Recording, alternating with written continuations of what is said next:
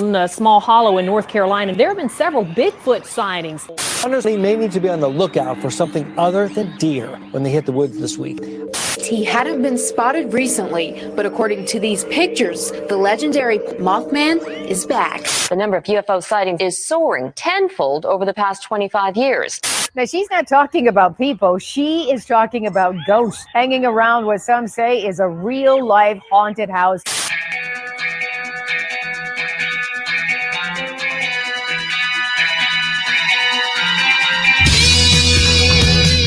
You're listening to Paratalkradio with Ted Wolf and Psychic Cindy on Paratalkradio.com, a member of the WLFE digital broadcast family. Paratalkradio is your one-stop for all things paranormal, the unknown, and the supernatural. Join us every Monday night at 8 p.m. Eastern, 7 p.m. Central for discussions and guests on topics such as ghosts, hauntings, Bigfoot, UFOs, and more. This broadcast is rated M for mature and is intended for listeners over 16. The topics, views, and opinions expressed on our show may not necessarily reflect the views or opinions of Paratalk Radio, our hosts, or our sponsors. Now, live from J Wolf Production Studio in Ontario, New York, here are your hosts, Ted and Cindy. Hi, everybody. I just put my hat on. What a trip, man. We are here live in the studio at J Wolf Pro up in Ontario, New York tonight. I get to see my titty in my town. Yeah. I'm sporting a new Godzilla t-shirt. You can't see it, but I have my WLFE DB radio. Look how sparkly this is. Woo, woo, woo. Yeah, so I just put our new little frame up there now. That looks pretty good as well. It looks fantastic. We have a guest coming on about quarter after. His name is Brendan Shay. We're going to be talking with him. He's a paranormal investigator. He was also a guest co-host on the Unbelievers Podcast. Oh, sure. Okay. Yeah, so it'll be fun to have him on here as well. Hello, David. Hello, Gregory. Hello, Elaine and Tamira. I can't see anything. Yeah, I still got to get that over there for you, dear. One step at a time. Just put one foot in front of the other. Isn't that like that's a freaking Christmas song? Mm-hmm. Yeah. It's the Yeah, we don't need that. You know who it is? It's the Jack. No, it's not Jack Frost, right? It's You're gonna tell me though. John, who is it? It's the. I don't know. It was the. Come on, Cindy. What was it, Cindy? Yeah. I can't find our It's one live of on those. Paratalk Radio. So it's been a while since we have. I know. It's been 2 weeks, I think, since we've been in studio, right? Usually been about 2 weeks. 2 weeks. Yeah. So. Look, there we there you are. go. Thank you. You're welcome. Thank you. I Now you're gonna be able appreciate to see it. them all with your drinks in the My way, but drinks that's in the okay. way. I can move this one. So, and I can't see without my glasses today. So whatever you got over there is whatever you got. So go ahead and say your highs. Okay, here. Can I have that? Sure. Thanks. We'll share for now. Share. For now. He's being so nice. So I All tried right, reaching let's out see. to Pam and Steve Barry because I wanted to talk about the Battlefield Bash, like the first 15 minutes of the show, but I never heard back from them. So I don't know what's going on with them. They're probably just busy trying to get everything together. But the Bash is in 2 weeks in Gettysburg. And 2 weeks? And I still don't have a commercial to run for it. Yeah, the 24th, I think. That's like 3. Oh, okay, 3 weeks. Okay. So, Jesus, don't scare me. all right, so 3 weeks away.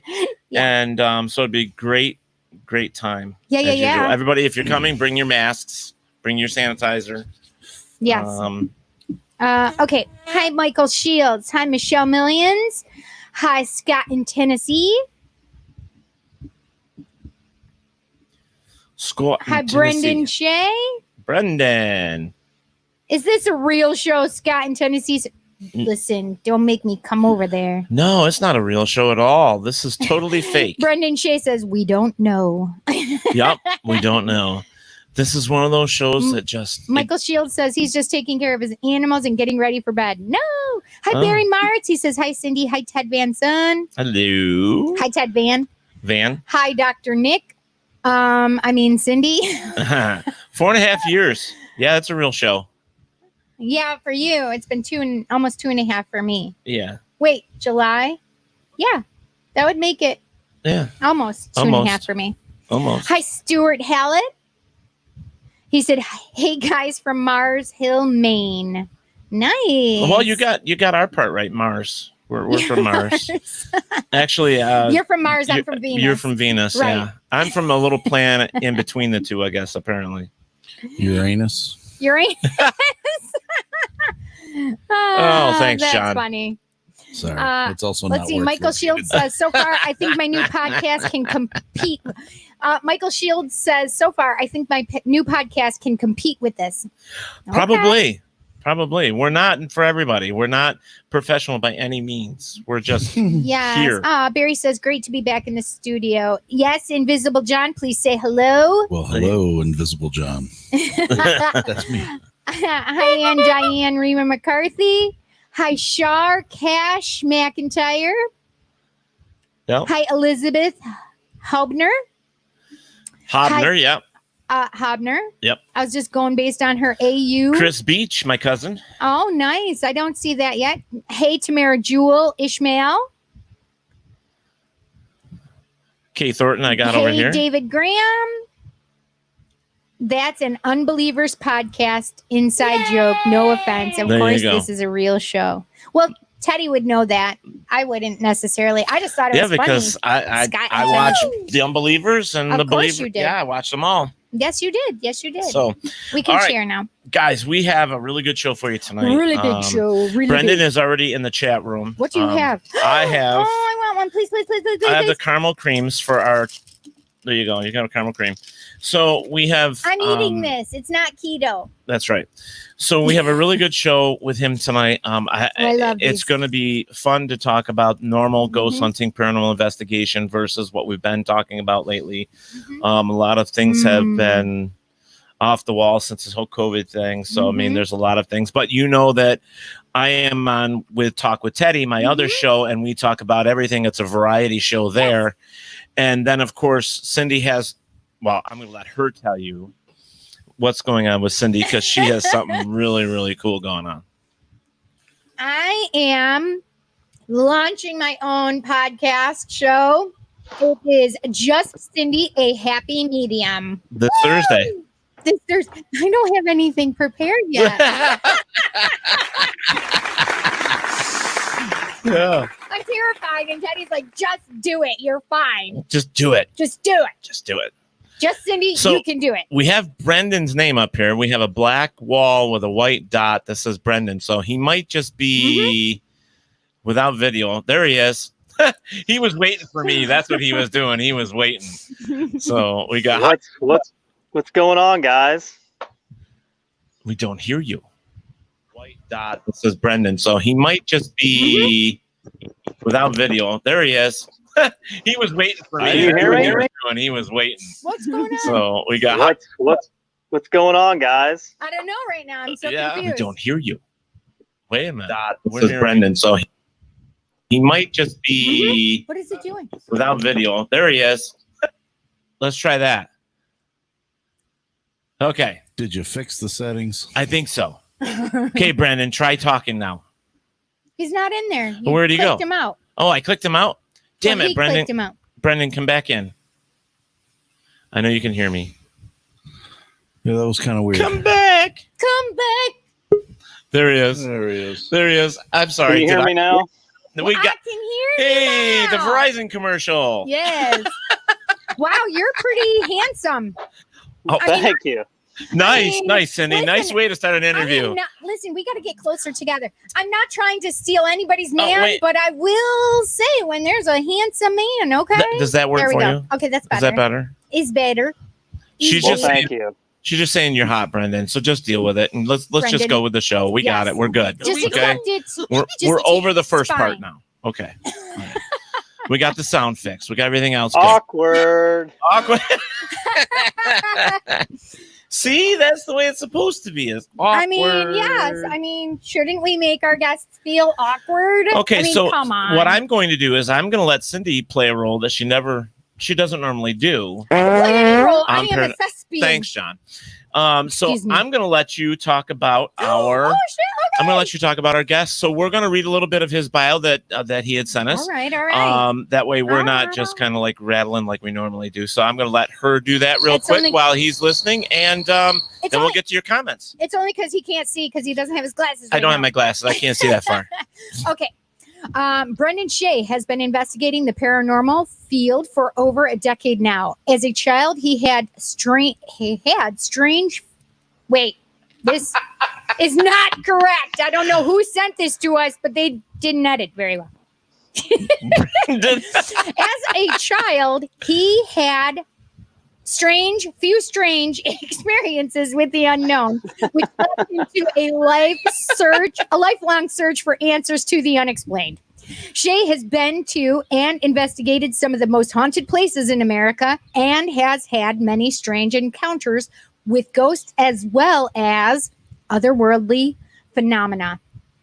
Shay has been featured on Travel Channel, Bio, Destination America, as well as YouTube and 2 independent paranormal documentaries in the early 2000s. Shay was host of a paranormal radio show, and now along with Annie Weible, hosts Weible, thank you. Annie Weible hosts the Serial Spirits podcast.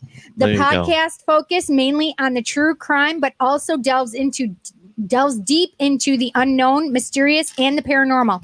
Brendan also appears from time to time as guest co-host on the Unbelievers Podcast. You can find the Serial Spirits podcast wherever you stream podcasts and on their flagship platform, paranormalwarehouse.com. It doesn't say anything else. That's it. Shameless self-promotion. There you go. That's what we all need, right? I mean, we all have to shamelessly put ourselves out there. Well, I'm glad I let you do it tonight because I would have fumbled worse than you did. And as far as the editing goes, that was me. You shouldn't do that. You had no idea. You could have just saved yourself. Have just fixed it as I was going, but I just thought it was much more fun to did it as you. There you go. It. Spiritual cereal, says Ryan Russell. Russell Ryan. See, I did it again. Spiritual cereal. There you go. Russell Ryan. There you go. Really, I'm so excited. You're talking about these and not just like the paranormal side of it, but you're actually delving into the crime side of it. I want in on this, man. Well, see, we started our podcast. What we wanted to do was we wanted to tie, because we're both paranormal investigators, and we've both been doing it for a long time. We wanted to take what crimes will stain a place and make it haunted, and just kind of touch on those stories. But then it just spiraled, and we started talking about missing persons, and and we really got vested in doing a lot of crime stories. So that's very cool. That is amazing. And no, Brendan, this is not the Joe Exotic TV. I was going to say that when I came on, and it kind of looks like it with the jungle vibe in the background. Thanks. Wait, what's Joe Exotic? I know Joe Exotic, the tiger guy. Yeah. Yeah, the Tiger King. Yes. All right, so let me do this real quick. That's actually, hysterical. on the StreamYard comment thing, we have Michael Shields, Michelle Millens. Scott in Tennessee is also on there as well. You already put all them already. And Douglas Burnett, hello. And you got Russell Ryan, Donald TV's Washington. Russell Ryan, spiritual cereal, and it's CEREAL, like you can eat it. Exactly. So you did Char McIntyre? Yes, she's got the 3 names, or no? Yes. Okay. And then, of course, Russell Ryan. Serious question for one, Scott in Tennessee. For Brendan, do you find any difference in the relative level of activity between famous commercial haunted locations and the more obscure, locally known haunts? That's a great honestly, that is a really good question. And honestly, in my personal opinion, I've been to really, really super famous haunted places and have had nothing happen.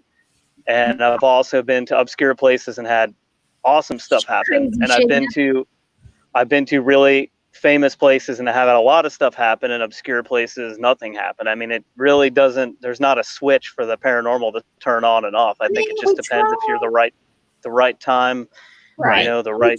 Yeah. So we try to tell them, look, we're into house, flip the switch now. Yeah, but it doesn't work that way. But this is something that we've talked about over and over and over again, is that ghosts don't come out on a cue, you know, and go. Yeah, and you know, I've gone to several famous locations and got absolutely nothing. Went to a residential, got absolutely nothing. I mean, I think one of the problems there too is everybody expects they're going to find something, so they go in there thinking that. You know, well, everybody watches Zach Bagans, and every place seems evil and haunted. You know, so it's, we call it. Yes. We call it ZB. I mean him, ZB.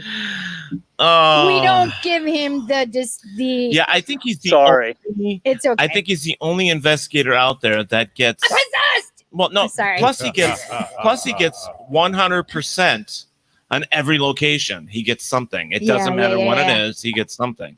Whether it be a stupid little orb or whatever. I mean, the orb went in my head and now I have a headache. You're gonna have a headache if I stick my foot in your ass. The orb took my pants off. I feel a speech.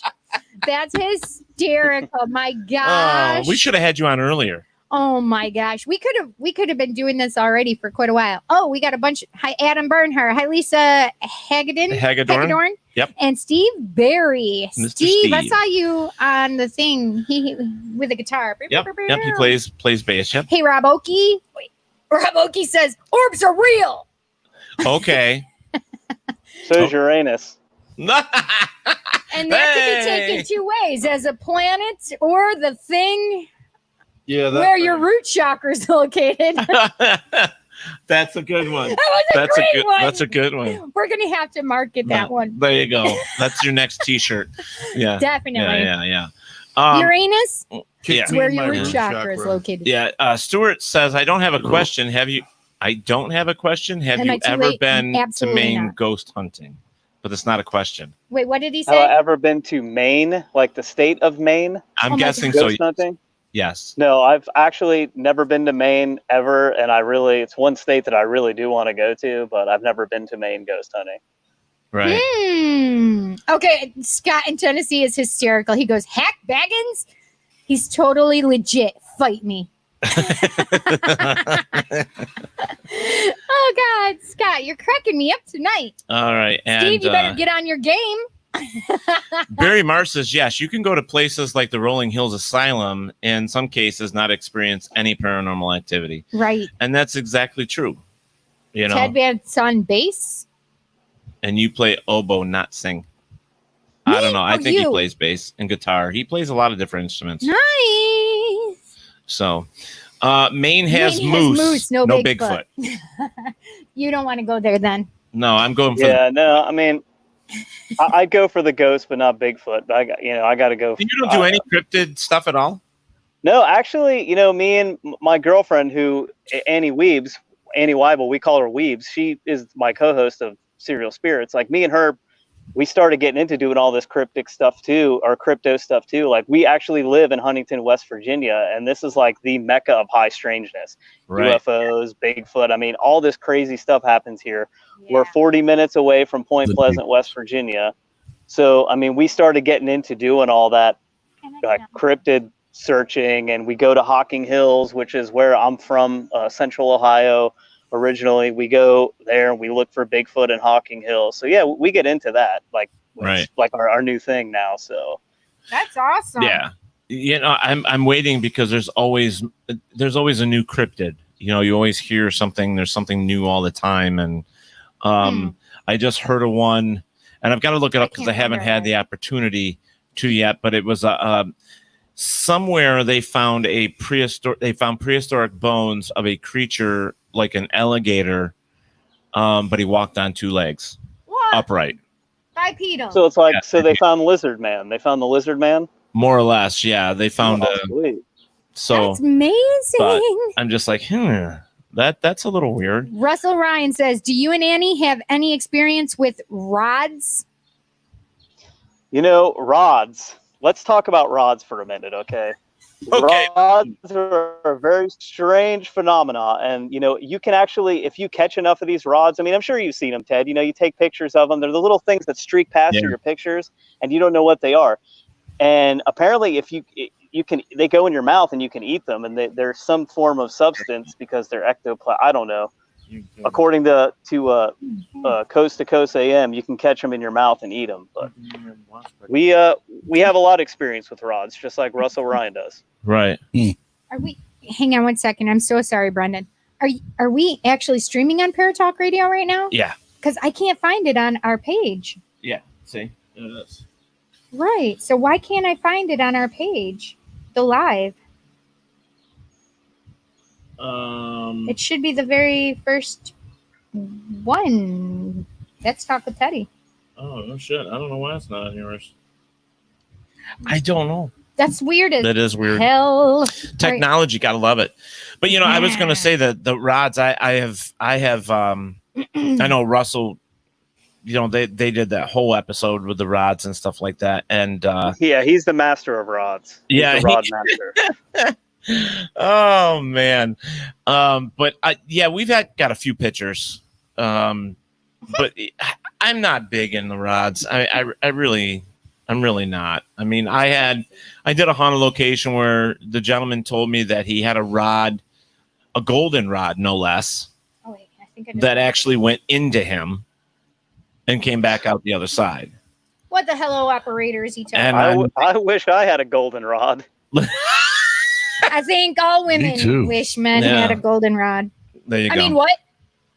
And then some men might want Steve, Scott in Tennessee said, I've seen video of people swallowing rods.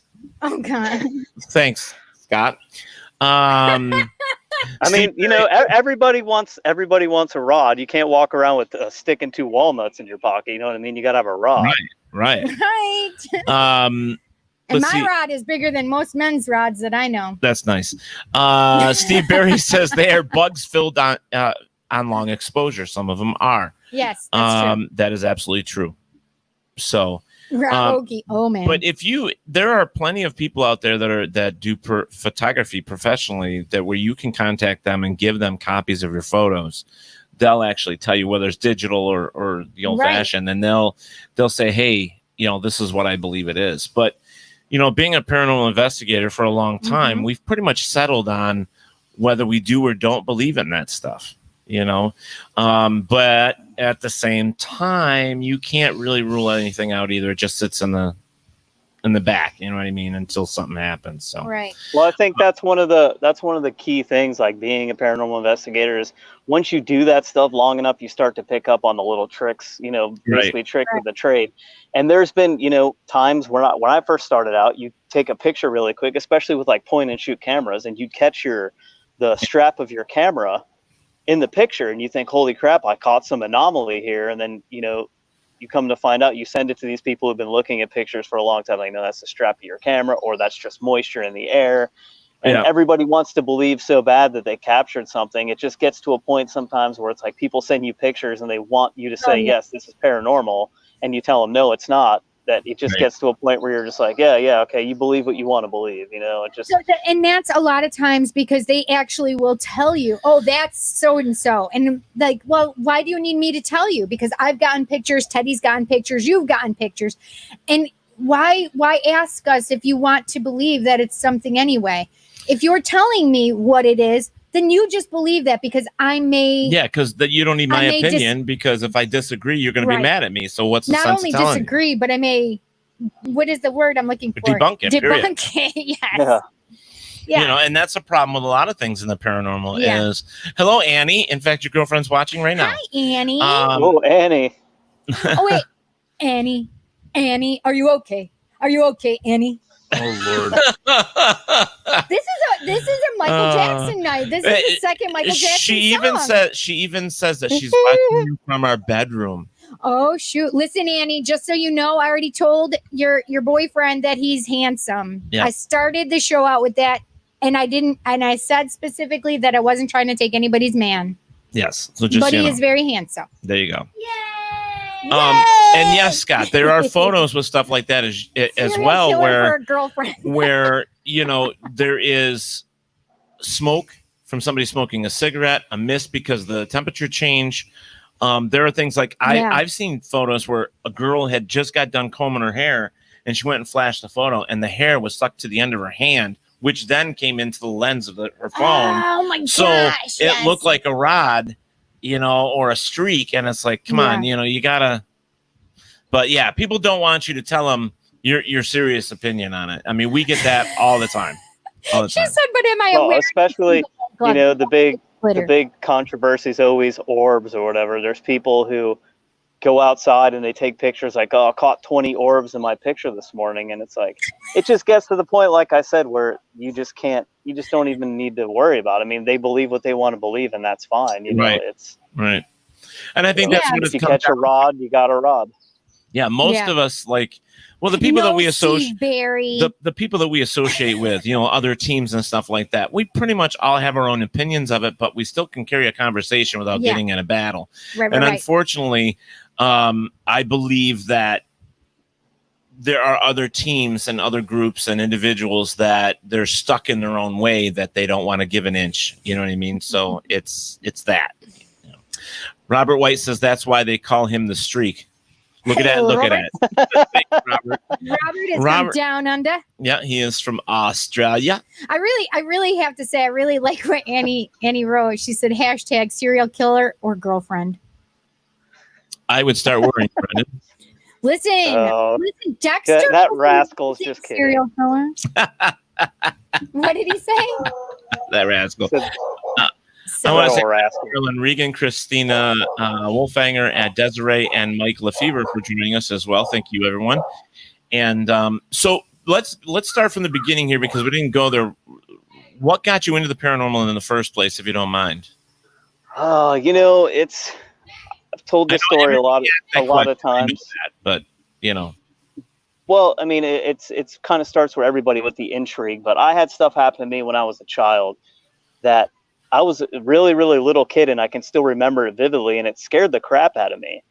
And I tell people as an adult, I can remember what our apartment looked like. And as an adult in my adult brain, I try to debunk what I saw, but I can't because of where the location that I was in. And I was born in Staten Island, New York, and my parents lived there for the first 6 years of my life. And we had this 2-bedroom apartment, and it was on the second floor is where my bedroom was. And I seen these shadows across the wall.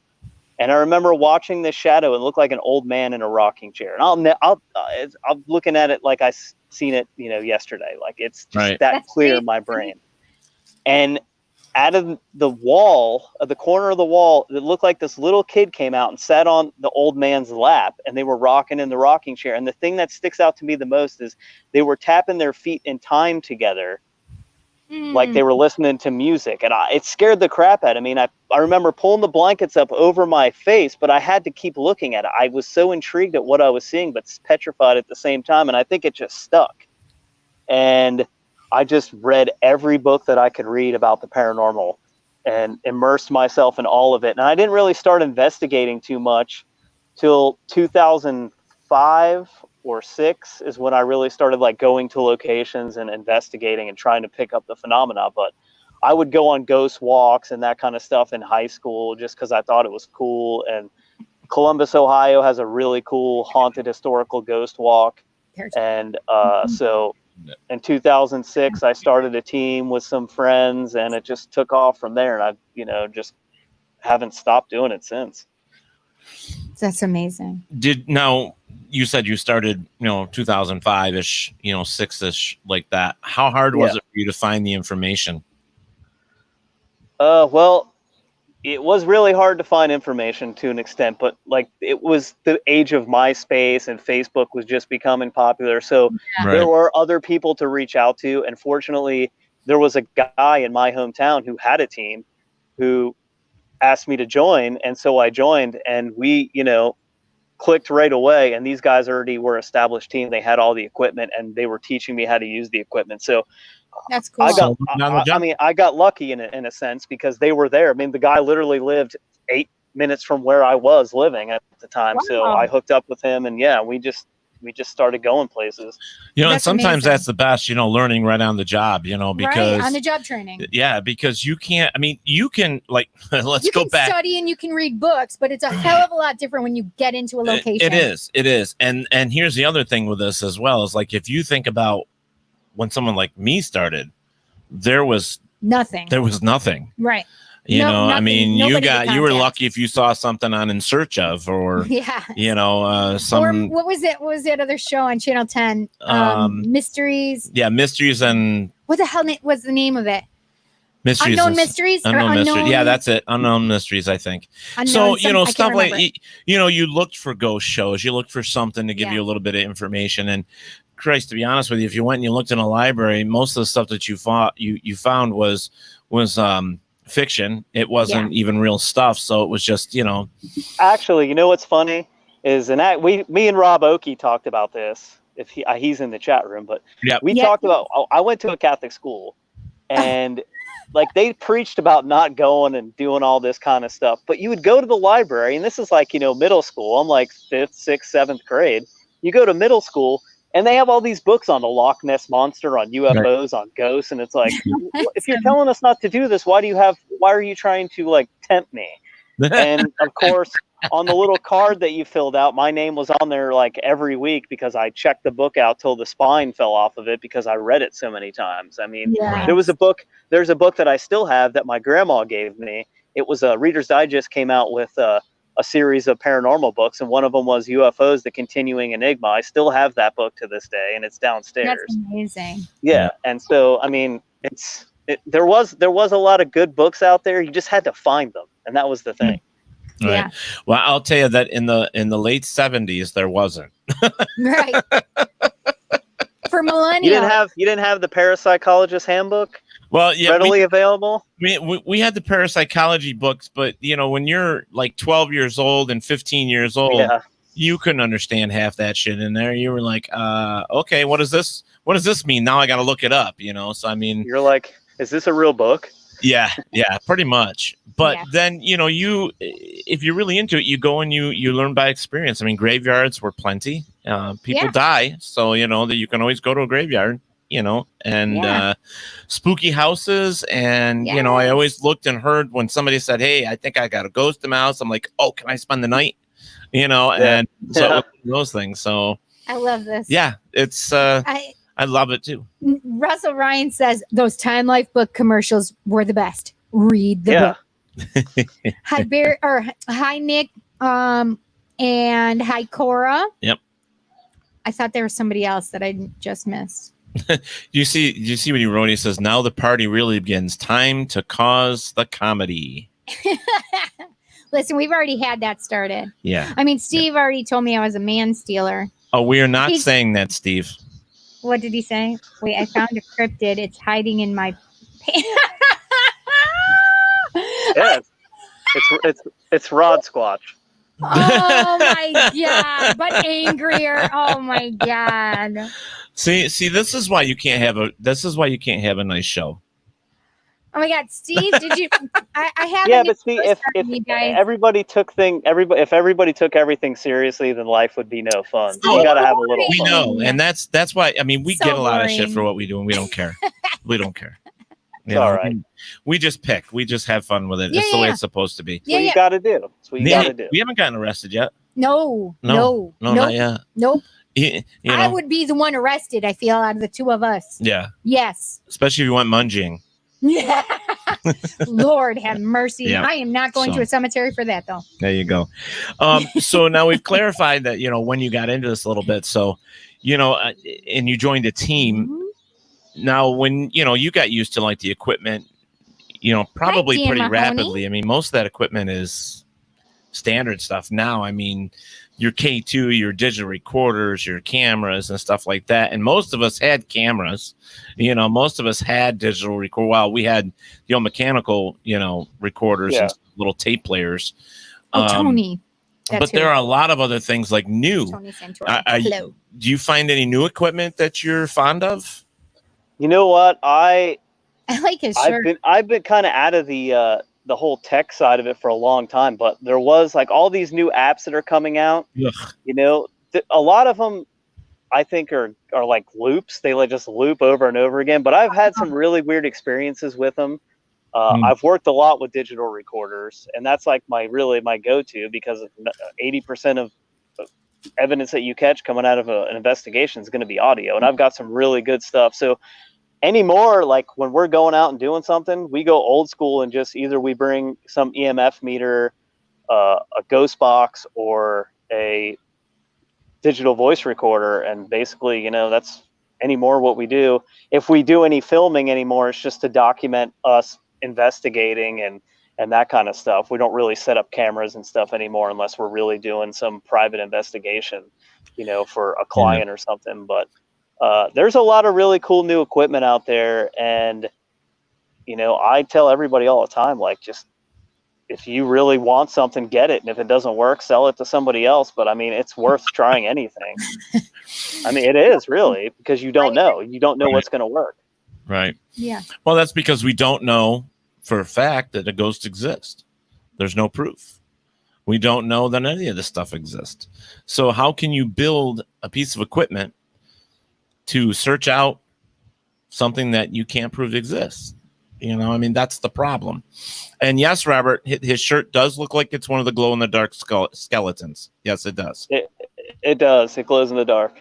Yes, I like it, because I was like, that's funny. Like, it stops at your head. Put your head there. There you go. So anyways, with that stuff, I mean, there's a lot of equipment that I just don't even bother with anymore because of going back and using more of the old school and the scientific method and stuff like that. A lot of that equipment just doesn't work with it. It's outside the box with it. So I don't. Steve Berry says, I'm fond of new equipment. Oh, wait. No dirty talk. Never mind. Nice. Nothing to see. Nice. No, I'm not talking about naked moles. God, our group is like wound tight tonight. So which shirt does he like? I think he likes Brendan's shirt. Yeah, I know you can't see our shirts very well because we're not zoomed in. Teddy has a new Godzilla. A new Godzilla shirt. Godzilla. It's got all the faces. It says established 1950. And I have WLFE. Look at how big my shirt is that I can actually bring it up so the camera can see it. Yeah, well, you need bigger boobs. No, that is not. I'm just kidding. I mean, it is true, but that's not. It's just because it's a very large shirt. There you go. I think John's having too much fun with all those things, but that's a Russell Ryan thing too. Scott in Tennessee said a relatively inexpensive spectrum analyzer, in parentheses, from your favorite ham radio supplier, is great for finding Bluetooth speakers at commercial haunted locations. Agreed. Yes, Robert White. Yes, Cora Mosier. Robert White's like Godzilla. And Cora Mosier saying Godzilla rules. Yeah. Everybody should have a skeleton shirt these days. Makes you look 10 years younger. Well, I've had this shirt for about 10 years, so. Well, perfect. It's perfect then. I don't think you look a day over 32. Maybe 34. Thank you. You're generous, because I'll be 39 next month. But I was going to say 36. No kidding. Well, I originally was going to say 36, but look at us. All right, so Cora Mosier says hello to Invisible John. Hello, Sky Ray. Hello there. All right. I love John's voice. Now, I do want to bring that up, Steve. The apps on the phone. Steve Berry, yes. Oh. The apps on the phone. Like, who are you talking to? The majority of the people that you talk to with that are serious about the ghost hunting and the paranormal investigation with the actual tools that do a lot of research with that stuff, the majority of them tell you to stay away from that because telephones, like cell phones, aren't really built for that. And that's why they tell you to stay away from them. But who am I to tell you that? If you believe it works, then so be it.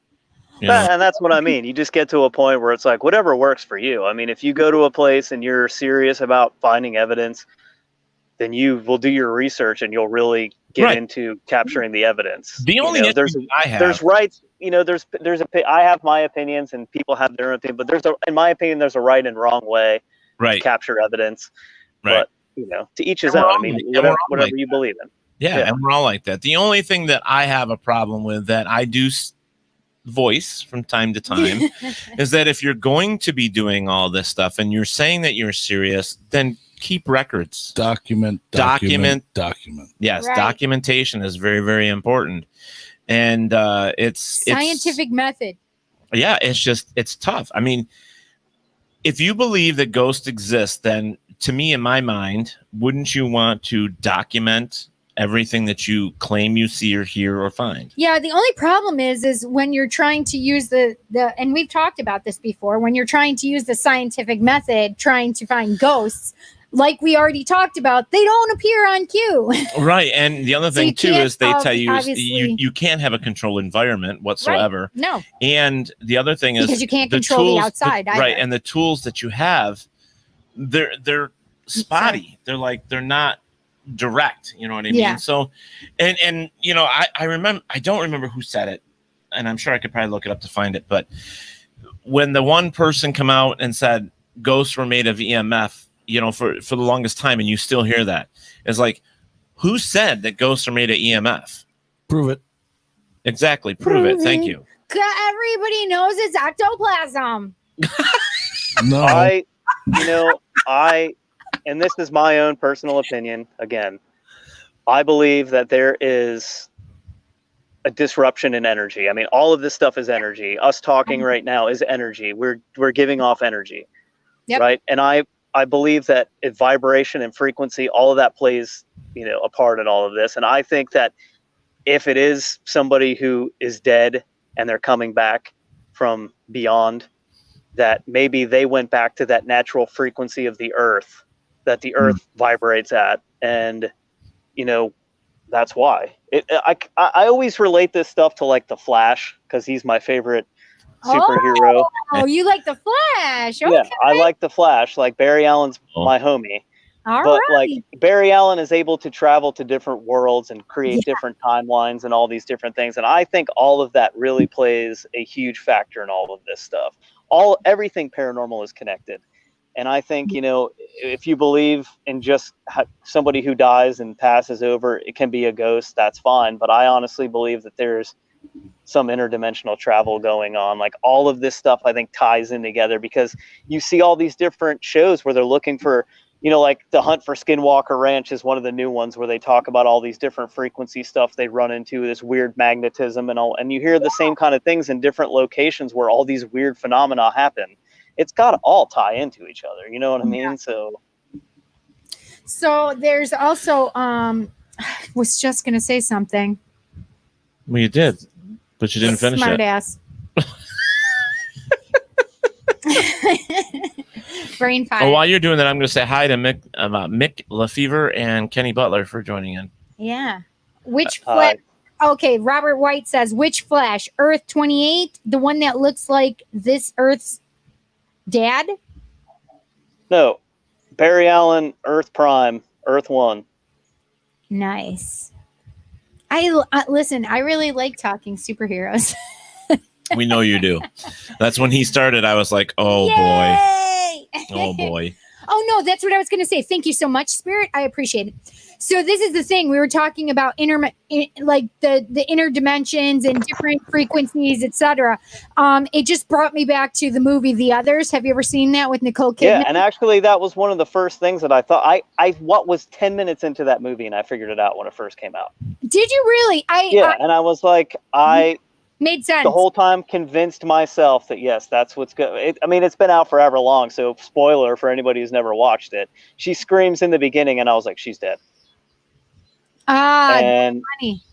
And I was like, just convincing myself, no, maybe it's something else. Maybe I'm wrong. And then I was right. But that is 100% the perfect, I guess, on-screen idea of what actually could be going on. I've actually had that happen where I'm watching spirit and they're watching me and they're freaked out by seeing me because of what I'm wearing, and I'm freaked out by them because I'm seeing what they're wearing.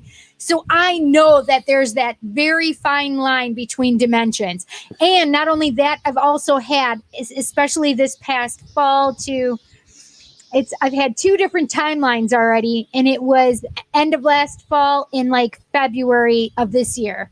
I've had 2 different timelines already, 2 shifts that we've already changed timelines. All right, so you're the one who's making 2020 all messed up. Thanks. Listen, it is not me, my friend. I'm trying to fix this shit. I'm trying to fix it for this collective. Well, I'm going to go back here to Russell Ryan's comment that says that's a lot of fancy talk for a guy with no sleeves. That's fantastic. Yep. And then Michael answered him with saying they don't sell shirts with sleeves in West Virginia. Oh my Lord. Yeah. And all I got to say is ask women. Ask women. That's it. Exactly. That's right. Cora Mosier did ask a question. She was wondering what your scariest moment was. Oh, I've had a lot of scary moments, and one of the scariest, and I forgot about this for a while, even though it was scary, but we were talking, it was funny. We were talking the other day about experiences we've had in some of these places. And I was at Pennhurst, and Pennhurst Asylum in Pennsylvania is one of the scariest places I've ever been in my life. I want to go. And I was with the team that I was with for a while, and we were in I forget what building it was, the Mayflower building. It's whatever building has predominantly had children in it. And we go upstairs and we go to the top floor, and we're sitting there for a while, and it's just eerie and ominous. And you're locked in the building. Like, they lock you inside so people can't get in there. Right. And we're up there, and we get up to the top floor, and one of the girls I was with yells, "Hello," down the hallway. And I'm not even joking you, about 30 seconds later, a little kid's voice yelled, "Hello," right back down the hallway at us. And we all you hear us on the camera go, "Oh my God." Like, I can't believe that we heard that. Goosebumps when you said that. That means the truth has been spoken. That's so scary. There's also another building. There's another building on that property called the Devon Building. And this building on the bottom floor had this pedophile who would molest a lot of the patients. And back in the day, like, this place got shut down because of how poorly the people there were treated. I mean, it was inhumane what was going on there. There was a documentary that came out in the 70s called Suffer the Children, and it was about the indecent stuff that was going on there and how bad these people were being treated. Light off. And were you saying something? Oh no, go ahead. He's just going to shut the light off because it's getting a reflection, so I'm just shutting a light off. Sorry about that. Okay.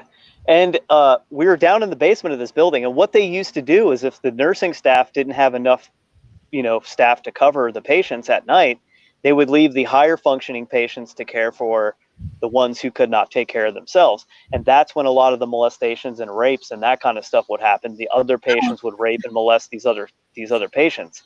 And there was this guy who was down there, and he was a pedophile. They said that he died in the building, but he was a known pedophile. And we were sitting in this laundry area across from this bathroom where this guy frequented. And I'm in there, of course, I'm doing the whole Zach Bagans deal, and I'm provoking and trying to get this guy to do something. And I'm sitting there, and it's pitch black. I mean, it's dark. There's no lights. All you can see is like the LCD of your camera. And this thing, I feel this energy just rush at me, and I see this big black mist in front of my face, and I seriously jumped back about 10 feet, and my butthole puckered, and I thought, man, I was gonna pee my pants. It scared the bejesus out of me. You can say shit. It's okay. We are rated our show. It scared Uranus. Your root shot. I had to clench my Uranus, and no asteroids came out. And that's terrifying, actually. But it was really terrifying. I've heard stories like that come out of Pennhurst. That Pennhurst was pretty bad. I really want to go there. Yeah. But I told you before, is I want to go to these locations and not be told where I'm going, and just see what I pick up. Right. Because it's so much more fun you that should. way. Yeah. Oh, definitely. And it's kind of like a ride. You don't want to be told where it's going. You just want to get on it and go. And I don't want to know anything, like always. Yeah. Right. Yeah. Seriously, you know how I am. Don't tell me. Michael Shield says here, my first trip to the TNT bunker at night was with Annie and Brendan. Some weird stuff happened, and that was after I told Brendan to stop touching my ass. Oh, that's nice. Nice. That's when weird things happen. I should have stopped before I got to that last sentence. Stop touching my anus. You know what? At the TNT bunkers, that's when the rods come out. That's what. that's when you start capturing rods on camera. Oh my gosh.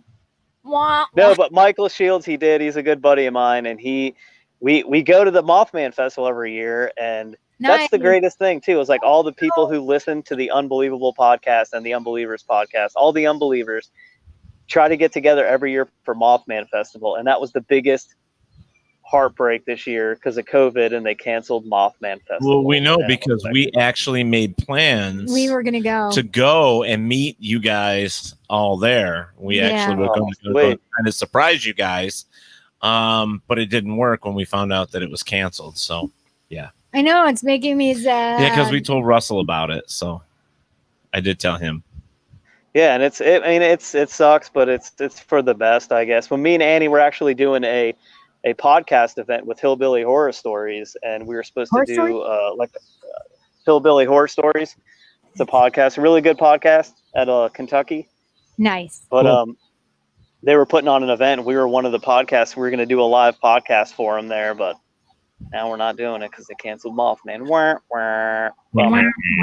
Cora says that from what she has heard, many women have been groped at Pennhurst. Yeah, that's what I've heard too.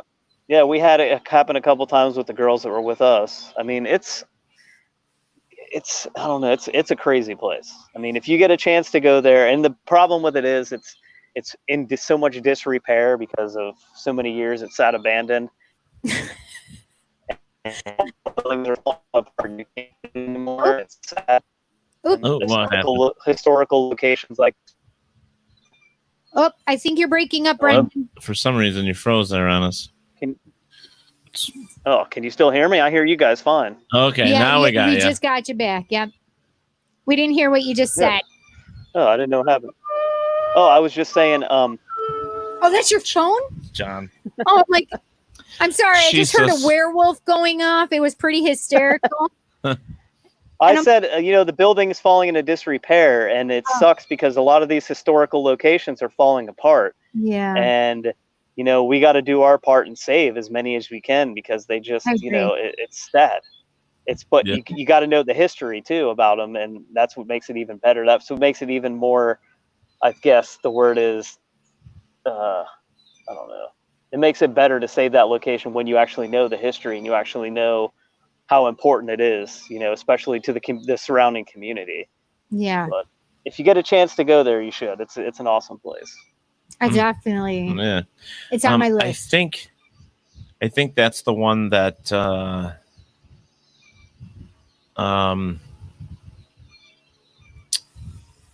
I can't think of her name now. The two of them, Bob and Gina Bengston. I think they're do their event out of there. Oh, do they really? I think so. Yeah. Oh, that's awesome. Cora says the towns don't care anymore. I think sometimes when you have I think it's privately owned, so the when they have their ghost hunts and all that stuff, most of these places they take the money and they recoup it back into keeping buildings. Buildings. Where did buildings come from? What happened to buildings? Right. Jesus. So, sorry, I was just, No, and that's the fact. Some people complain about the price of going on some ghost hunts, but, if you go to a place and you see the money being put back into it, I mean, that's why it's not just the livelihood. I can agree. I can agree preserving with it. Yeah, I can agree with that, but we have some that it's ridiculous. I mean, as $100 a person, I understand that's a big pay for them, to help, remodel or to repair, the building or whatever. But, this day and age, I mean, there's a lot of money that people just don't have to do that stuff. And that's why you have to be that kind of person to look at it and be like, what is it going to cost? But look at the size of this place. What should we charge? And right. Right. I have friends who charge fair prices to go to places, and it's, Yeah, no, I get it. I totally get it. It's one of those things like, well, GVPI, our group, they don't pay to do investigations because we're residential. We're a residential team. Yeah. And that's what we do. We're there to help, and we don't. Once in a while, we might, do something, like we did. What was it? Go Art Building in Batavia. Oh, that was so much fun. And we might drop $100 or $200 depending on what they want. But I love the Go Art Building. I thought it was beautiful. Great. It was beautiful. Listen, my favorite part was when I tried to go upstairs there, and he's like, women aren't allowed up here. I'm like, it was a gentleman's club, which was really cool. It was a gentleman's club, and I was like, I'm coming up here. You're not stopping me. You're invisible to everybody else except me right now. Yeah. So what was really cool about the whole thing, and sorry to take it away from you for a second, Brendan, but what I loved the most about the Go Art Building was while we had all the lights on and we were all packing up, something ran down the hall and slammed a door. Yeah. And that's when it happens. Yeah, it was cool. Yeah, it was very cool. Very, very cool. It was a good time. Coromoja says, Coromoja says most towns sell the old historical properties to make money. Sometimes that's true, and sometimes they sell the land just so they can put up parking lots. They really do. Wait, what's that song? Dun-dun-dun-dun. Put up a parking lot. Da, da, da. Yes. They paved paradise. They paved paradise. That's it. Put up a parking lot. So OSPH here in Tennessee is one that is somewhat expensive, but the restoration of the location is something I'm willing to pay. That's Old South Pittsburgh. And they, I think, had new owners buy the building or get the building a couple of years ago. And they're fixing it up and making it, trying to save it. I have no problem with locations like that, especially with the history that they have, whether it's claimed, quote unquote, haunted or not. Restoration of an old building or to keep an old building together because it has history is the way it should be. Any of us. Yeah, I do. But it's not just that either. If you walk some of these, there was a place that I used to investigate all the time called the Brindue Mansion in Granville, Ohio. And if you walk in there and you see the woodwork and the craftsmanship that it took to build some of these things, people cared. Yeah. And it's not that people don't care about their craft anymore, but everything is prefabricated and it's just put up so fast. It really feels like there's no heart and soul, put into anything anymore. And a place can be built amazing, but it's just that what sets it off is all that fine detail that these guys took to put in there. And it just, it sucks to see that go away. I did the old Perry Castile school that was built in 1848. And it was a 2-floor, 34-room school. And the doors were so heavy and so thick that when it closed, it was a loud bam when it closed. And we caught that right on video, right on digital recorder. But, the floors were actually hardwood that were, sealed and primed. They were beautiful, but people would actually break into the building and rip the floor up. Yep. Because they wanted to put it in their house. Yeah. Hi, Mike Warren. Hi, Chuck Tallman. And Adam Briggs is back. Yep. And Dalton Wesley. And I think that was the only new one I got there was Dalton Wesley. Let's see here. Okay. Does that mean we need to take a break for a commercial? Hells bells. Yep, I think it is. I think that's our break. That's our cue. A cue. That's it. Jesus Christ. It's after 9:00 and we forgot to put it in. So. Yeah. So yes. That's our cue. Just give us a moment. We're going to take a commercial break. Yep. We'll be right back. Don't go anywhere, guys. Hang tight.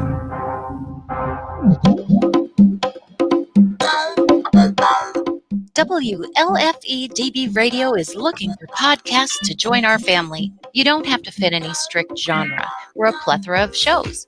If you're looking to jump on a growing network, then contact us at WLFEDBradio@gmail.com.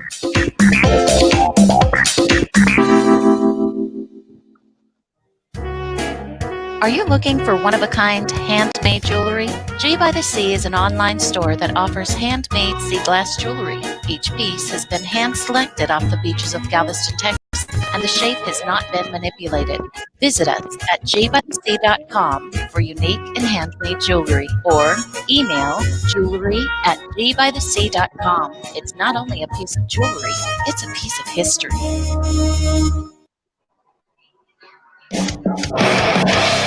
Hey guys and dolls, this is Casey DeVille, the better half of DeVille Inc., Baltimore, Maryland. You are listening to Paratalk Radio with Ted and Steve. If you're ever in Baltimore, stop in and see me in Tony on Visible Bridge, 5920 Eastern Avenue, Baltimore, Maryland, 21224. Give us a call if you're in the area, 410-400-9641, or look us up on the web at DeVilleInc.com. DeVille Inc., where we specialize in you.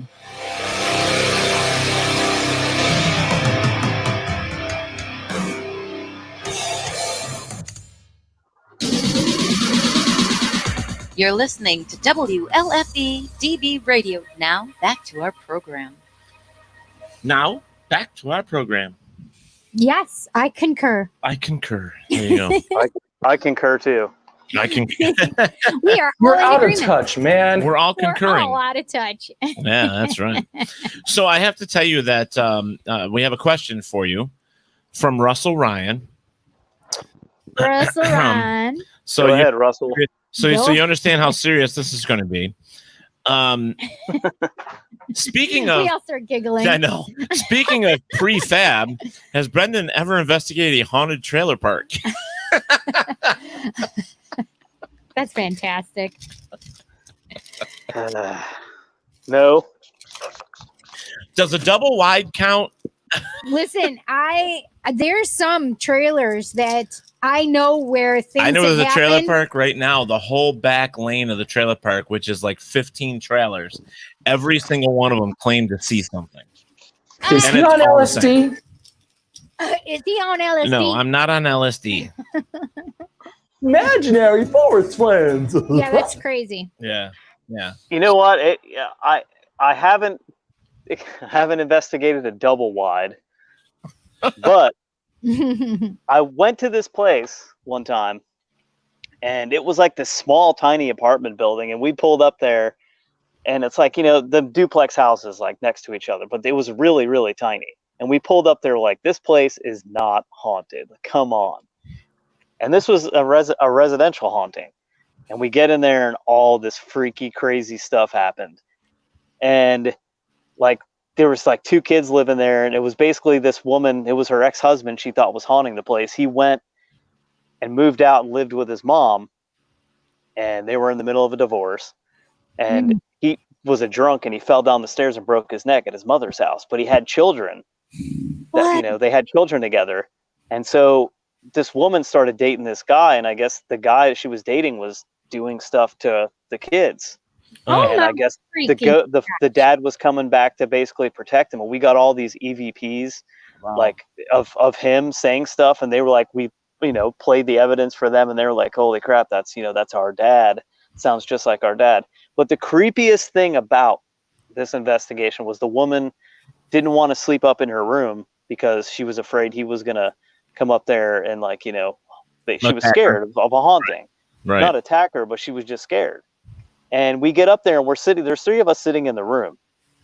And the guy was a Pittsburgh Penguins fan, like a huge hockey fan.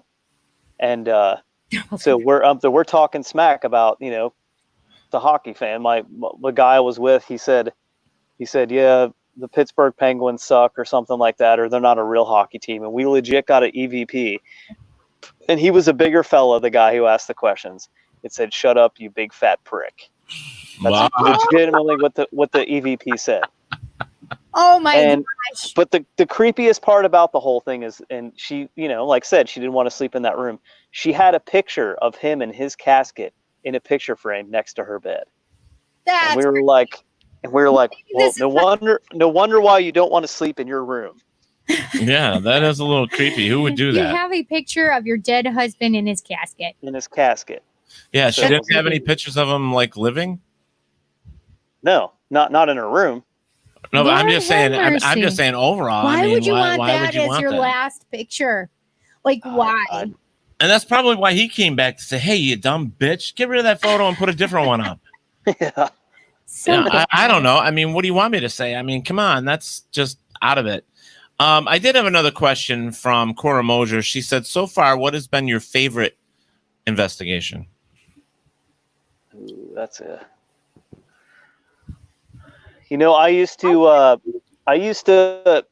host be a tour guide at this opera house in McConnellsville, Ohio, and I was there every weekend. We would do ghost tours. Like, people would come in, they'd rent out the building, and we'd be there like hosts for the night. Legally, we had to stay there, and I mean, we had so much fun doing that, and we were able to be in that place all the time. And there were so many things that happened that were just so, like you said, we were like cleaning up one night, and all of a sudden somebody ran up the stairs going to the balcony and slammed the door. And it was like, we thought somebody was still in the building, and you look through the whole building and no one's there. And, maybe not as an investigation all the time. It was fun. It was just fun being there all the time, being able to experience that stuff firsthand and just being like, oh yeah, that was so-and-so's ghost. No big deal. He'll go away. It's fine. Move on. Yeah. Nothing to see here. The thing is that there's locations. I mean, like my house, that you're constantly hearing and seeing things all the time, and it's like you get used to it. I mean, unless it's physically attacking you or your kids or your cat or whatever else, your hamster, whatever else you got. I think it ate my cat. Yeah, it ate your cat. Well, see, but I mean, that's the other thing. Now I'm waiting back here, looking at comments, trying to keep up with everybody. Robert White says there's something that I've always wondered. Is the interior of the place still the same as when the ghosts were in there to them, or is it in disrepair to them as well? Meaning, what do they see? Do they see the house falling down, I can or are answer they that seeing it somewhat. like the way it normally looked? Okay. So when I am speaking to obviously spirit that is having an intelligent communication with me, they let me know when it looked different or that it's different. They literally will tell me. Or remember how in Christie's old house, they'll tell me there's a secret, which means there's either something that there's a secret spot, or a secret was also, especially up here in New York, the Underground Railroad came so through there was a lot of hidden rooms. There was a lot of places where people were hidden. So the ghost basically says, I think it's like a secret. No, they literally say, a lot of times they'll be like, shh, there's a secret. They'll literally say it to me like that. And that's my symbolism for there's the Underground Railroad came through there. Or the reason they're there is there's something still there for them that they haven't. They're hiding for some reason. Yeah. I'm sold on that idea. Yeah. So they could probably see the disrepair as well, but they will also tell me what they. Because that's where Robert's stuck on. He's saying, do they see the place in disrepair, or do they see it the way they were when they were alive? So if it's a residual, they'll see it the way that it was, right? Because it's a residual. They're using the original path. Remember how Jason told us how they only saw half of the body, right? Because it was using the level, the separation of the floor, right? The old floor, not the new floor, right? But an intelligent haunting or intelligent spirit will be able to tell the difference. Right. So residual, no, but intelligent, yes. There was this really intriguing EVP that stems from the show Ghost Hunters. I don't know if you guys will remember this episode, but it's from years and years ago. Jason and Grant were in this place, and they were asking, it's supposed to be this old woman haunted this room. And this, like a hotel or something, it's a really nice room, real elegant, real Victorian looking. And they ask, hello, is somebody here? And they get an EVP response that says, hello, who's there? Like the spirit heard them, but thinks maybe they're haunting or they're whatever. And she's living in her time, her era, her time, and she hears them. Yeah. That was one of the shows that literally made me think of The Others. That show right there in that episode, it made me completely think of The Others. And it was that same kind of feeling of, oh my God, they're hearing and they're hearing. And then see that rightly could be some of the things, like, we don't know for a fact, folks. We're speculating here, but why couldn't it be possible that, like, where our timeline is, their timeline is just a step over, so they're hearing but not seeing. Right, and that's absolutely possible. But then it's the whole entanglement that all past, present, and future are existing at the same time. Right, and maybe sometimes it crosses over. Yes, yeah, and a lot of people get lost with that, and it's really over their head. It's all happening at one time, and some people, especially if you have past lives that you don't know. And the weird thing that was happening with me with one of my past lives, I kept having this loop of the same exact time frame, like the September time frame, and then I can't remember. It was like end of August, September, and I just every year at the same time, I kept having these visions over and over, and I'm like, I don't know what's going on. I tell my best friend, she's like, I really think you're this person. And I'm like, that's not possible. Come to find out, the death of this person was in the time frame that I kept reliving these fantasies, these visions that I kept having. It was the exact time frame of their death. Somebody told me one time they did a past life read on me. And I'm an electrician by trade. That's what I do. And they told me in my past life, I worked construction. And I was like, what the hell's the matter with me? Why did I come back and do that again? Right. My daughter told me, she used to tell me when she was like 4 years old, 3, 4, 5 years old, she used to talk about her old daddy. And her dad got so upset one time. He said, what are you talking about? Her old daddy. I'm her daddy. And I'm like, if you listen to her, she's not talking about you or somebody else that's in her life. She's talking about something else. She literally would talk about her old daddy and her old family. And so I decided to say, okay, well, what's your old family? And she said, she would start talking and I'm like, oh, and she would say, yeah, I have kids. And I said, how many kids do you have? And she said 5. And she said to me, but I miss my twins the most. And I'm like, holy crap, that gave me goosebumps. I said, you had twins? She said, yes. I said, well, what did you used to do? She said, I used to climb the poles and hang lines. And I'm like, what? And I said, where did you used to live? She said, the old country. My daughter at that point had never known what the old country was, let alone climbing poles and hanging wires. There was no goddamn way she could know that at 3, 4 years old. So then one day I come downstairs and my daughter's freaking out in front of the TV. Like, I can hear what's on the TV. So I know who's on the TV. My daughter is freaking out. She's going, oh my God. Oh my God. Do you see who this is? She's 4 years old. I said, I know who that is on the TV. Do you know who that is? She goes, it's Elvis Presley. I go, how the fuck does she know who Elvis Presley is? My daughter was 4, and it's not like we just had Elvis playing every day. It was listen, we would have Henry Rollins playing, and she'd be going, liar, liar. Totally different. It was grunge era. That's what her mom loved. Alanis Morissette, got it. Toby Keith, got it. That's not grunge, by the way. That's country, everybody. Right. I know. But Elvis, yeah, that was crazy. I'm like, so she hung lines on the poles, and she was in love with Elvis, and she lived in the old country. Okay, all right.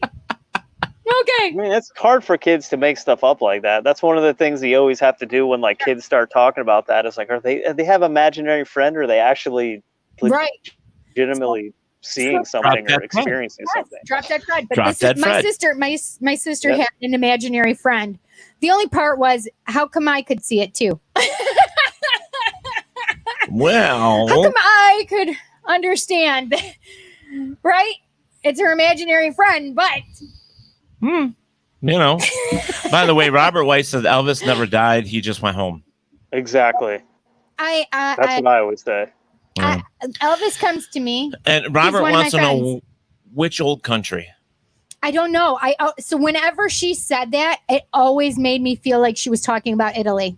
I don't know why. Well, I just got that like while you were talking about it as well. But when people, watch it on TV, whenever they talk about the old country, it was always Italy. So it was always, the old country was. I think that's what we learn in our brain. It's kind of set there. Is that what they say is the old country? The old country.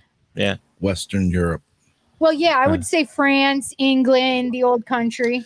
I think Italian. I think I literally Italy. always thought Italy when she said that to me.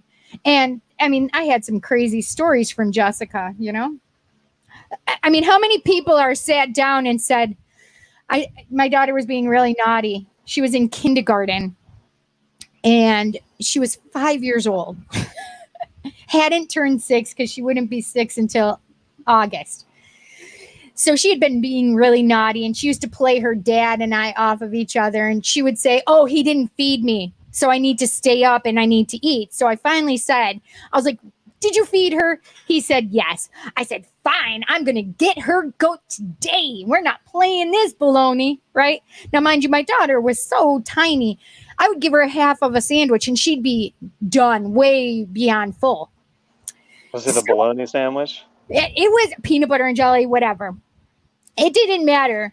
So she tried pulling this. And I said, your dad already told me you ate dinner. You're not having anything else. And she says, well, if you want to be one of those parents that don't feed your children, the kid was 5.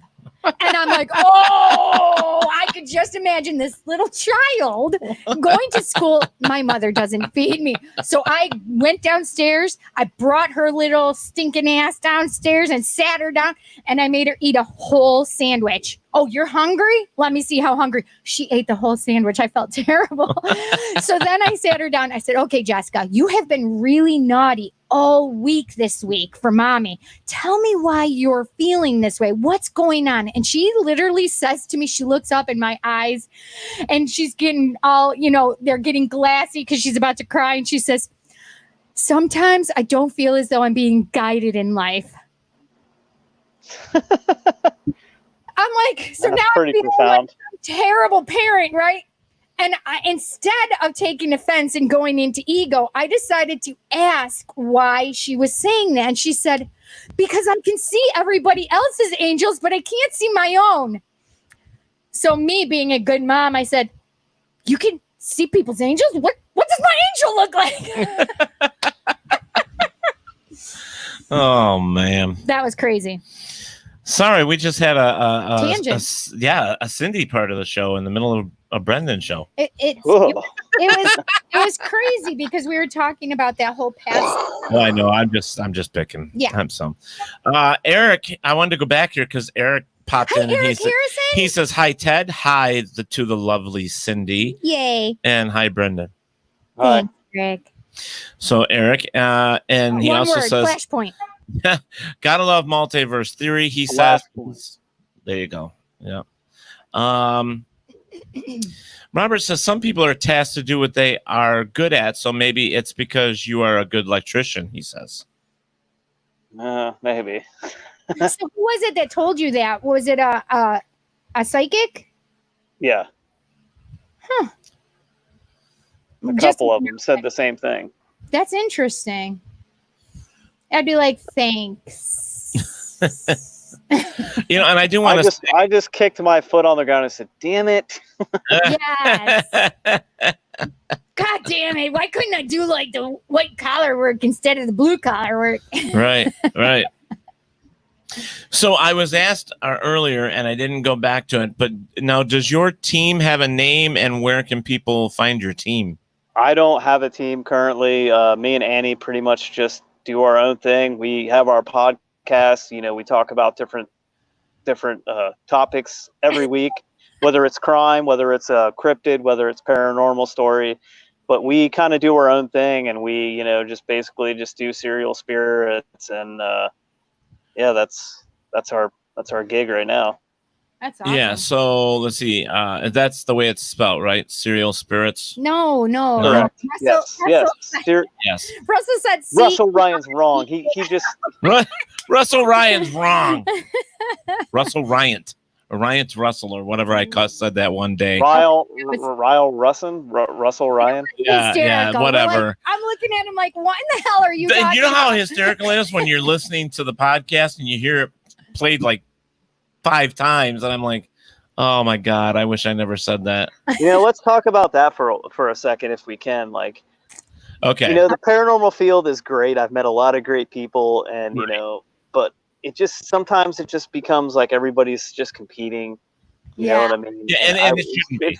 And I've seen a lot of that. But with like all these podcasters we met, especially the Unbelievers community, like I've never found a more amazing group of people. Nobody's ever bickering with each other. Nobody's ever trying to like outdo somebody else. They all support each other's.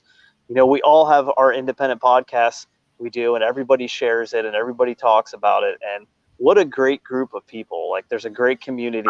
I love the shows. I watch it as often as possible. I enjoy it. I think props to Brian Frangie and Phoebe Tyers, because they really started that community, and it's still going. Russ and Rob and Drea kept it going, and it's an incredible community. I mean, we were talking about Michael Shields earlier. He's one of the coolest guys I've ever met, and that's how I met him, through listening to this podcast. And we get together every year and hang out, and it's awesome. Yeah. So, okay, I need to say this, Scott in Tennessee. That was pretty awesome. For a team name, may I humbly suggest the Spiritual Cereal Box. Cereal is that's going to be my new tech equipment that I come with. It's going to be called the Cereal Spirit Box. Oh my God, that's hysterical. Well, Hashtag that right now. Going back to the Unbelievers podcast, I mean, I do love that, and one of the reasons I stumbled across it years ago on the original, and then with Russell taking it over, and then I brought it to Cindy here, and we actually interviewed Brian and we interviewed Russell. Yeah. Had them both here. And I was pushing that podcast for a long while. Oh yeah.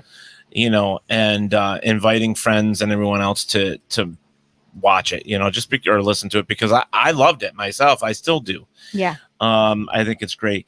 And it's like something that we do here for WLFE and from Paratalk Radio, from where it all stemmed from, is like we always encourage, other shows. We like to, it's not about who has the most toys or who's this or who's that. Who has the biggest cojones? Anyway. We don't, we have a lot of people say to us like, well, you don't have the numbers we do. Like, I care. It has nothing to do with that. And we do it because we enjoy it. We also do it because the people that do follow us are great friends. Yes. And we don't argue. We don't fight. Cindy and I, we just hate each other equally, and we love each other at the same time. So we don't hate each other at all. We don't he have... hates it when I kiss him or I lick his face. Yeah, I don't like that. But, or she puts her boobs in my face. Yeah, and I don't like that, but because it's quite fun. It is, yeah, to get the reaction from you. But anyways, it's that's pretty much it. I mean, we've always been like this, and for 4.5 years, we're going to stay that way. And that's what me and Annie with our podcast. We have this group going on Twitter with a bunch of other indie independent podcasters, and they made this. They were all like, hey, let's do promo swaps for each other's shows. And then one of the podcasts decided, hey, I'm going to put all this on a spreadsheet, put it in Google Documents, and everybody can just upload their promo here, and you can go there and you can take everybody's promo. So we all do that every show. We'll take a break and put it in the middle of the show, pop in a couple of these promos, and I think that's awesome. I think it's great. Yeah, and it's all stemmed from everybody wanting to promote each other, because me and Annie, we went down the crime story wormhole, and we started the podcast being as we wanted to talk about some of these cold cases especially and get these out here. There was a case that we discussed in Huntington, West Virginia, of this girl who went missing, and she was murdered by these two guys, and her remains have never been found. Her name is Samantha Burns. And we did like a 5-part series on this story because Annie went to college with this girl. And like, it was a solved case, but her remains have never been found. And the two killers are in federal prison on death row.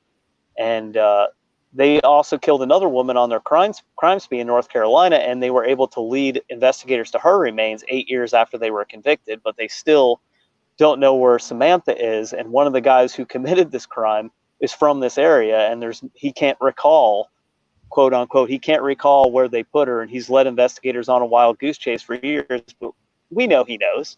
Yeah. You know, we know he knows where she is, and I think it comes down to he's ashamed of what he actually did and how they would find her.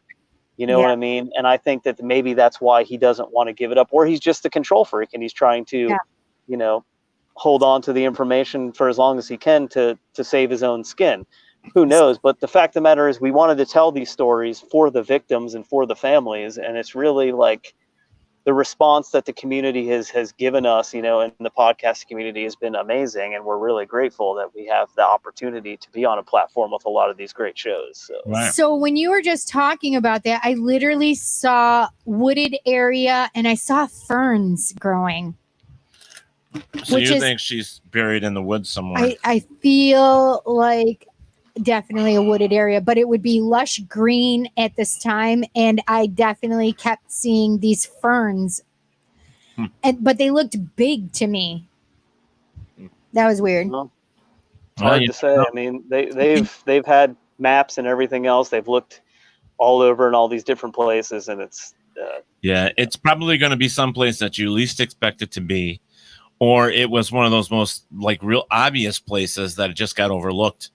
You know, but it's sad either way. But I think it's a cool basis for a podcast. I mean, I think it's honest. awesome. Yeah, I love and you're those helping kind of people. shows. Yes, you know what absolutely. I mean. You're bringing to light things that need to be brought to light. You're talking about people that have passed on, and you're giving energy to their name still.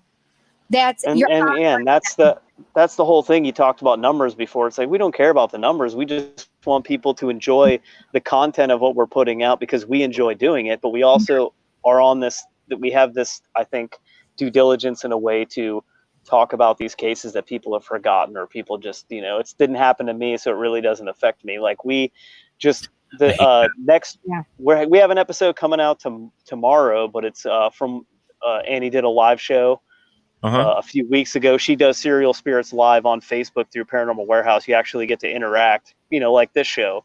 Basically, It's a video chat show. And then, but the podcast itself, our newest episode of the podcast itself next week talks about a cold case that was just solved in Columbus, Ohio, the case of Kellyanne Prosser. And we go down the wormhole of how they discovered this because of the DNA and everything, and how this guy's family uploaded their DNA into one of those, you know, ancestral sites. And they were able to track him through tracing back his family tree. Yep, familial DNA. It's usually mitochondrial DNA. Yeah, the mother's line. Yeah, but it's crazy. It's amazing. That is amazing. Mm-hmm. That's one thing about, you know, advancements today. I just love the things that we're able to do today versus, you know, even 20 years ago. Yeah. And being able to help people, it's well, amazing. And that was the whole point of this Kellyanne Prosser case, is these detectives saw, I guess, into the future what maybe DNA would hold, so they kept all that DNA, hoping that technology would catch up and they'd be able to figure it out. But I mean, this new stuff that they're doing now it's a game changer. I mean, if you upload anything and you've committed a crime, they're going to find you. Yeah, well, look at what they did with Jack the Ripper. They finally, you know, they were able to, you know, use some of that stuff as well to solve the crime for Jack the Ripper. Oh, wait, they did? Yeah, they did solve it. Yeah. Well, and the Golden State Killer, that's the big famous one that everyone would know. Amazing. That was amazing. Absolutely. And that's how they did it. Yep. They did the same with Golden State Killer, yes. Hi, Michelle Green. Hi, Laura Jean. Hi, Russell Wishman. Yeah, look at that. A couple more popping in there. Yes. I felt very Irish there in that comment for some reason. I don't know why. What But are you going to say to this fella? yeah, well, I am Irish, so Yeah, me too. But that's I love that, and just so you know, and this goes back to Russell too, and I've said it. I don't have a problem with promoting or running commercials. Like we've reached out before to many other podcasts. Say, hey, send us a 30-second commercial. We'll run it. You know how many people don't do it? And then, we'll play theirs, we'll swap, and we'll play theirs continuously. But when I listen to their podcast, I never hear ours. So it's like you can't really just put it out there as a trust issue because most of them just don't do it anyways.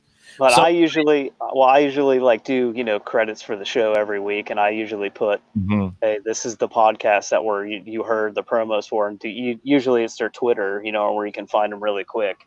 Right. But, that's nice. Right. Well, you're welcome to send something our way. So, vice versa. So we don't say no. Because we like to whore ourselves out. Yeah. Pass us around. A lot of people don't like us though, and I still haven't figured it out. Pass us around. We like it. Listen, I have told you. What have I told you? No. I know all that. I just myself my because nose of is the itchy. way. I gotta kiss a pool. No. because of the way I am and the way that I look into everything, it's just one of those things that I'm sitting here on an empty spot because I don't know why. And I understand it's none of my business why they don't like it or whatever, and I don't care. But at the same time, I want to know what the problem is so I could fix it if it's something more than just one or two people. But then at the same time, it's just because I care and that's it. I'm just. I think sometimes people don't like me because of my face, but I can't fix your face. What's wrong with your face? I don't know. I'm just making a joke. Okay. So hi, Pat Cloud Albanese. Wow. So Thanks. Do we have any more questions here in the chat room? Let me see. Copyright license. I know they want to do a t-shirt for oh yeah, here for the spiritual cereal box. Yeah, that they're gonna make a t-shirt, copyright and license, etc. And Robert says serial killers beware. CEREA. Give me that t-shirt money. That's right. We call that a poddy, PODDY break. Yeah. I don't know if you're saying that in reference to. What? Who can not like Todd and Sandy? He's making fun of us, Ted and Cindy. Oh. Bite me, Scott. Plain and simple. The funny part is my girlfriend from North Carolina, when she would call me, she would say, "Is Sandy there?" And my mom's like, "No, there's no one named Sandy here." My mom would hang up and she'd call back and she goes, "No, Sandy. And my mom's like, "No, Sandy, CINDY."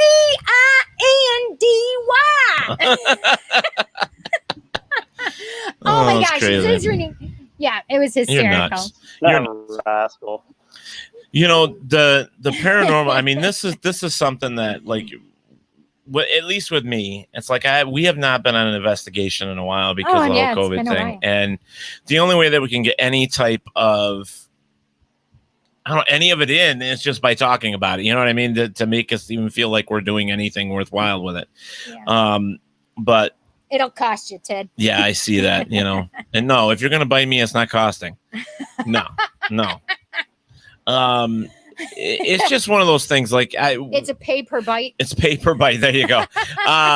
With me, it's like the paranormal. I've actually backed off a little bit. We have two teams, but because of COVID, we haven't been able to do much. So I've been concentrating more on personal issues that I have to do, taking care of my parents, and running the network for John right now, and doing all that stuff. But I still try to keep up with all the news, with what people are saying. Like some of the conferences were canceled or moved. There's two or three of them that are on top of each other now, where you have to decide on which one you're going to.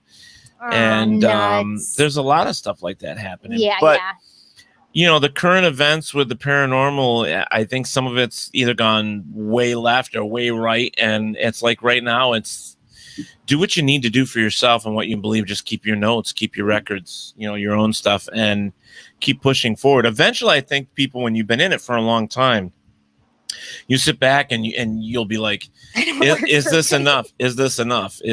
Do I need more? Or, I'm sick of always getting the same thing. How do I advance this? And that's where you guys will start doing your own experiments, and that instead of relying on somebody else, so. Mm-hmm. Oh, I need to ask this. Yes, I agree, Russell. What does Brendan think of the new Unsolved Mysteries on Netflix? Well, we watched the whole thing. We binged it, Annie and I. I haven't seen it. I mean, it's not terrible. They don't have a host. You're used to the host thing. The beginning whole montage, the intro. Netflix always kills it with their introductions. But I mean, they did the old song, and the best part about it is they put.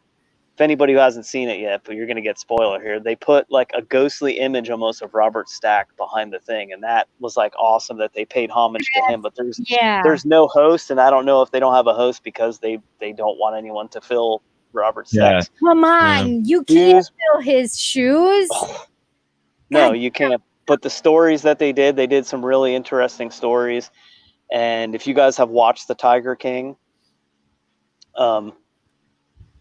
you will know about Carol Baskin or whatever. Well, there's a guy in Unsolved Mysteries now who has taken the place of Carol Baskin because he totally killed his wife in this. I think it's the second episode. And I mean, he's the new Carol Baskin. Spoiler alert there for nobody who's seen Unsolved Mysteries. But I think it's good. I liked it. I didn't think it was terrible. So. Yeah, I haven't watched all of it yet. So. Hi, Teresa. Did you see Drea's hello to you? Oh, hey, Drea. Yeah, she's what's up, Brenny, Bren. That was cute. Yeah, I haven't seen it. I haven't seen any of it. So Scott in Tennessee says, I think the new Unsolved Mystery should hire a host we all know and trust, like maybe someone actually named host. Oh, that's hysterical. I love these guys. I suggested Brian Frangie, but I believe that would be great. I believe that would be fantastic. Yeah.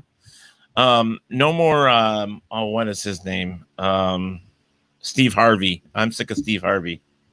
He's like on everything. Yeah, he's on everything. Yes. I really don't know who would make a good host for Unsolved Mysteries. I will make a good host. Robert Stack really, really was the perfect host for that show, and he was freaky. He wasn't freaky and like trying to be freaky. He was just the way he talked and the way he talked about the stories. Really, right. It just made you want to know more. It pulled you in and freaked you out at the same time. What's the one that William Shatner was doing? I think The The Unexplained, maybe? Yeah. I know he was doing a weird one, but I can't remember what the name of it was. He's kind of creepy on that show. Yeah. Yes, yeah, he was. Yeah. But he's a kook anyway. Hey, The Undertaker's looking for a new job. Well, maybe I could do his. The Undertaker needs a good job now. So he could do it. No. He's retired now, so, he's looking for work. I don't know. I don't know if he could pull it off. Russell's like, why not Ted and Cindy? Yes. No. Why not the Rod Master Russell Ryan? There you go. Wait, Scott in Tennessee says, "Frakes, bitches."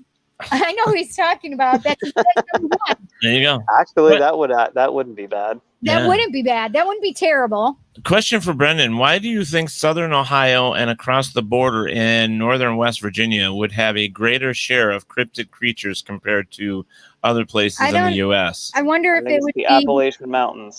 That's exactly what I was just going to say. It's actually because of, and you think about the way the United States is broke up. You have the Rockies on one side and the Appalachians on the other. Right? Yeah, I think there's plenty of places to hide in the Appalachian Mountains, and plenty of portals to go through. I think that's pretty much it. I mean, there's a lot of UFO sightings here too. I think with that whole phenomenon, I think with it running on the 37th parallel, which is like a whole nother wormhole to get into, but it's all the mining that happens here, all the natural resources. I mean, there's a plethora of reasons why, but I 100% believe it's because of the mountains. Thanks for the question, Barry. That was kind of cool. Yeah. You know, I agree. Rob Oakey said the unexplained is great. I think that's what the one with what's his name is. Yeah, William Shatner. Yeah. Well, he did one like many moons ago. Roderick Russell Ryan would make an credible host. It is because first off, Bigfoot loves sour mash. Oh my God, you're so crazy. I'm agreeing with Drea. Oh my God. What did you say, Brendan, before he said that? I'm sorry. I don't remember. I was making a joke. Something about I seen a little baby Bigfoot or something like that. Oh, did you? I saw a little baby Godzilla. That was so weird. What? I don't know. I literally thought you just blew on my face and ear. And I looked at you and I'm like, you totally were facing this way. And I'm like, what the fuck? And I'm like, okay, it's not the... It must have been a rod. They better not be putting rods in my ears. That's not where they go. That was so weird. It was like somebody just blew in my ear. And it's not like it was the fan. And well, Drea's it came this way. I'm sorry. You have rods on your cape. Yeah. Drea's like, hell yeah, Bigfoot loves the moonshine. Annie says the Appalachian area is full of magic, superstition, and creepy shit. Yes. Well, yes, it is. Oh, you want to talk about the Appalachians? Bring in a card-carrying Appalachian. Sorry, hillbilly like me. Oh, sorry. The Appalachian Mountains go up to New York, though. Brendan thinks he had a Bigfoot encounter once. Bigfoot encounter once while in his underwear. True story. Ask him. Do tell, Brian. Okay, we want to know. Who just said that? Annie? Yeah, you're better. Okay. All right. So this is a good story. He's embarrassed now, just so everybody knows his face is red. No, it's hot. I'm sitting outside. It's really hot. Okay. It's hard to embarrass me. Okay. So embarrass me. Last year for my birthday, we decided to get a cabin in Hocking Hills region of Ohio, and it's famous for the Ohio Grassman, which is another name for Bigfoot. Yes. Oh, I didn't know. We decided we were going to go looking in all these areas where they've had daylight sightings of like Sam Squatch. And so we go and we do that all day. And Annie had got a cabin. It was my birthday weekend. She got a cabin in the middle of nowhere. And it was this little tiny cabin, and there was a hot tub in the back. So after we got done squatch hunting, it was my birthday. We cooked some steaks and we drank some brews, right? Right. And so I decided I was going to call my brother because he had called me earlier in the day, and he lives in Santa Cruz, California. So we hardly ever get to talk. So I was talking to him for 3 hours on the phone. And the whole time I'm just down in tall PBRs, right? And so I start hearing, I hang up the phone with my brother. I start hearing all these weird noises. I'm like, what is that? And all of a sudden these dogs just start howling and barking all over the woods. You can hear it echoing. Then I hear this really gigantic howl, and everything just stops. The insects, everything just stops. It gets dead quiet. So I'm literally in my boxer shorts on the front porch of this cabin in the middle of nowhere, and I stand up, and it's freezing cold for some reason. And I'm standing there drunk in my boxer shorts, yelling back to Bigfoot at the top of my lungs in the middle of the woods. And so I decide that I'm going to set up my voice recorder and my camera outside to see if I catch anything. And I probably stood out there for another 20 minutes calling for Bigfoot. So as Annie recalls the story, she says, I stumbled up these wooden stairs to get to the loft bedroom up there. And I went up to her. I was like, Annie, I just heard Bigfoot. And she's like, what? I was like, I just heard Bigfoot. And so then I stumble back downstairs and turn my recorder and stuff on, then I go to bed. But that's the story. I heard something. I had an encounter with something otherworldly, and I think it was Bigfoot. Now you have to make the sound you recreated.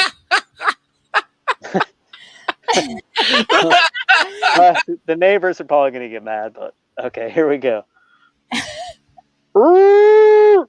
Something like that. That's awesome. Where did that go? Hang on.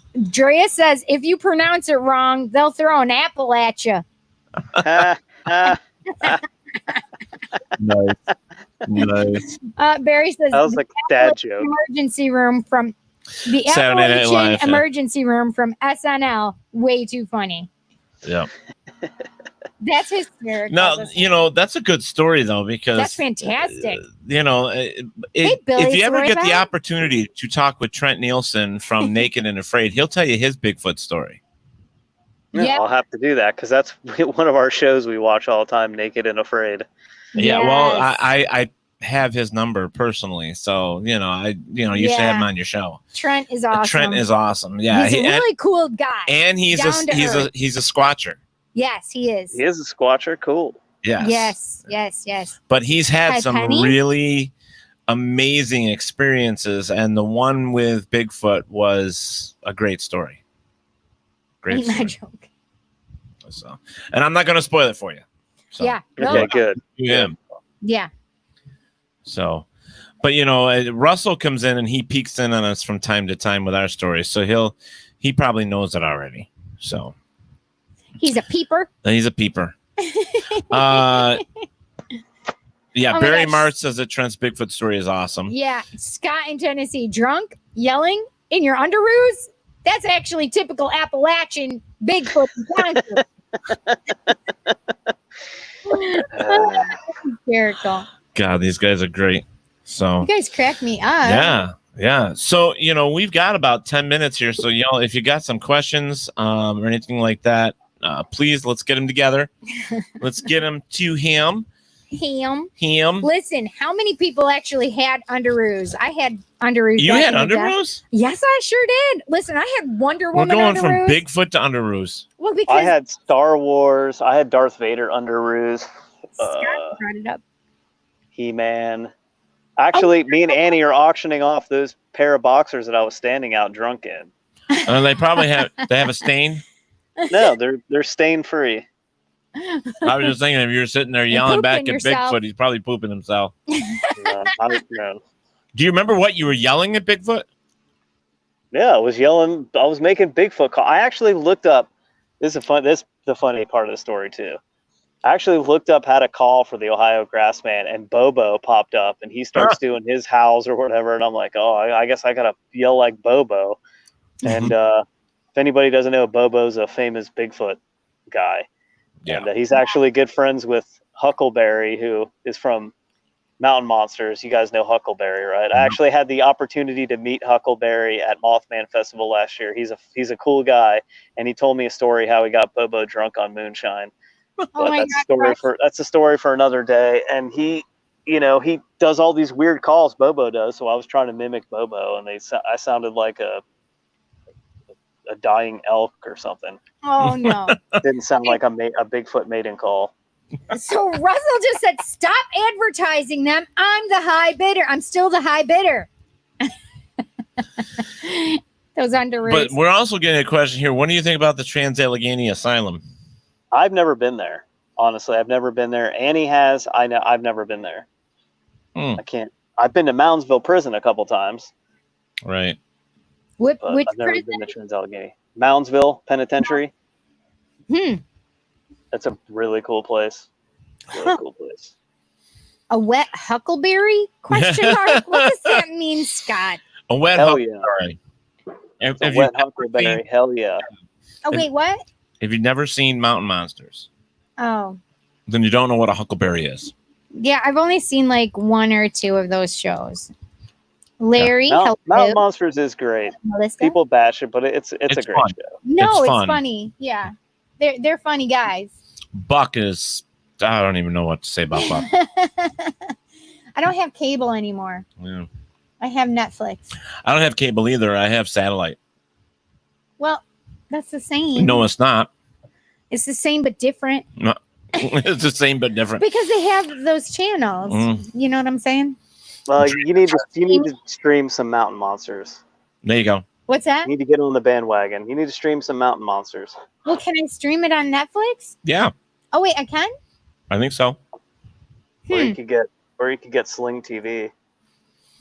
Oh yeah, they have a ton of it on YouTube. I don't know if they're full episodes, but you get the gist of it. It's basically these guys running around the woods looking for mountain monsters. They're guys with beards and bib overalls and shotguns. Funny. I know, I've seen it. They're funny. Or get like Drea says, get the Travel Channel app. Oh, that I could do, Drea. Thank you. Okay. I could do that. Yeah. Larry says, good show. Like I liked it too. It was amazing on how many traps they made and how many they never caught anything. And well, what there was one that they caught a picture of the Ohio Grassman. That's crazy. Supposedly. Was the picture running away? What? No, it's actually this big, like, shadowy blob behind this, like, trap they built or something, but they said it's legit Grassman. Yeah, this one they were catching a witch or something. I remember one.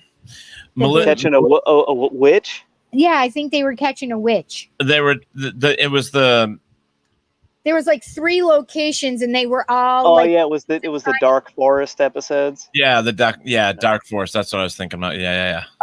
That's it. I went to Virginia Beach, and it rained one day, and they were doing a marathon of mountain monsters. So I sat there and watched that whole series of the Dark Woods saga. I was glued to the TV. Melissa Grubbs is like, I'm waiting for something to pop over Brendan's shoulder. I know. Well, you have sparkling, twinkling little antlers. Yeah, I'm sitting. We have like a little back deck on our house, and we have lights up there. That's what it's cute. Are. Yeah. Can you scream like a V-witch? Oh, and Jason Kelly says that they saw his ass. It was the Grassman's ass. Yes, I do remember that episode. Yep. I seen his ass. Yep. Yep, that's it. I seen his ass. Oh Lord. That's where Huck got wet. Yeah, he got wet. I'm a wet Huckleberry. Hell yeah. That's what he said.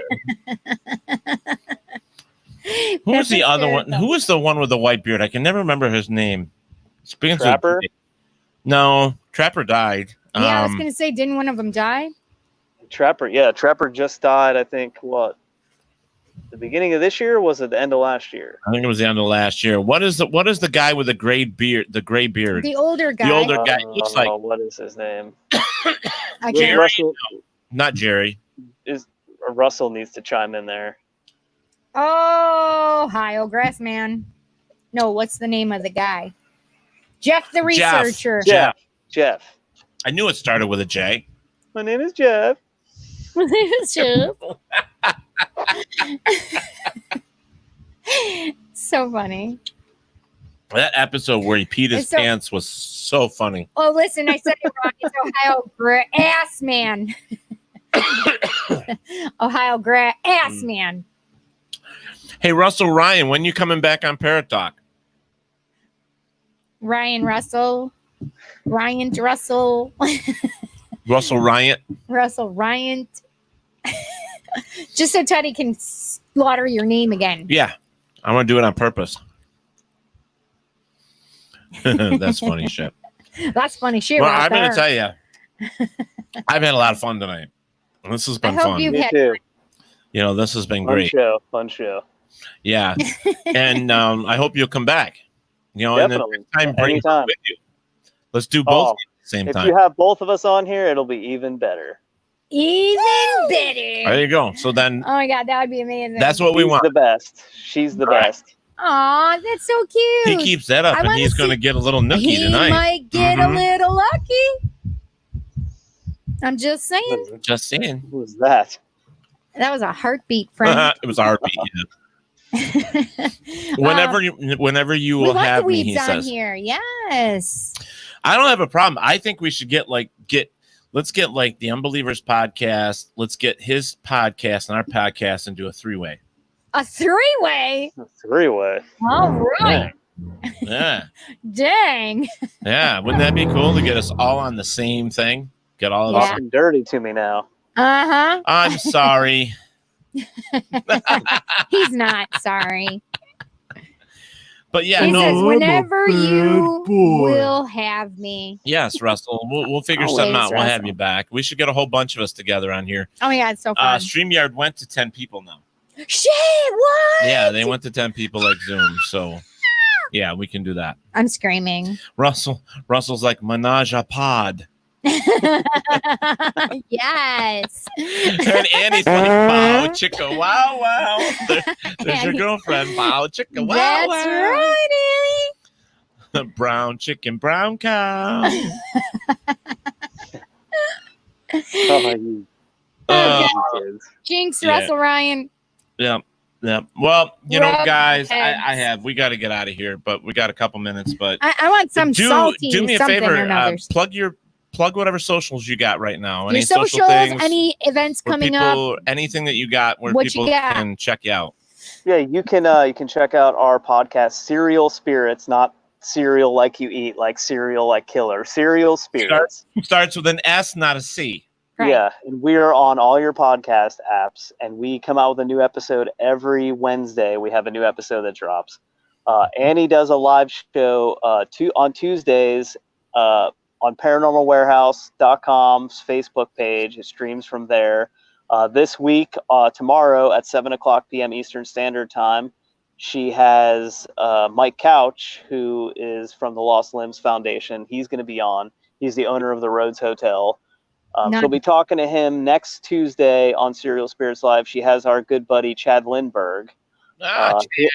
He'll be on. We're talking with Annie, but you know, you can find us on paranormalwarehouse.com. We call it our flagship. There's a lot of great shows on there. We were there. You can become a Patreon or a patron of Paranormal Warehouse by going to patreon.com/Paranormal Warehouse. And that's it, basically. We're everywhere you stream podcasts. There you go. Perfect. That's awesome. That's awesome. So yeah, go make sure you guys like, share, and follow these guys, just like you do us. Yes. Go and show your love. Show some love, Show friends. some love. That bounce. Have a menage a pod. Menage a pod. Oh yeah. That's- Yeah. And do that. And while you're doing that, if you have not hit ours up, there you go. Share, like, and subscribe to Paratalk Radio with Tad Wolf and Psychic Cindy. Psychic Cindy in the house. Have you guys seen the new? I'm going to bring it up because I laugh hysterically every time I see it. It has nothing to do with the paranormal. Well, it does a little. What We Do in the Shadows. Have you ever heard of it? No, I haven't. I've keep seeing previews for it. It looks good. Oh my God, I laugh my ass off What all is the time. it?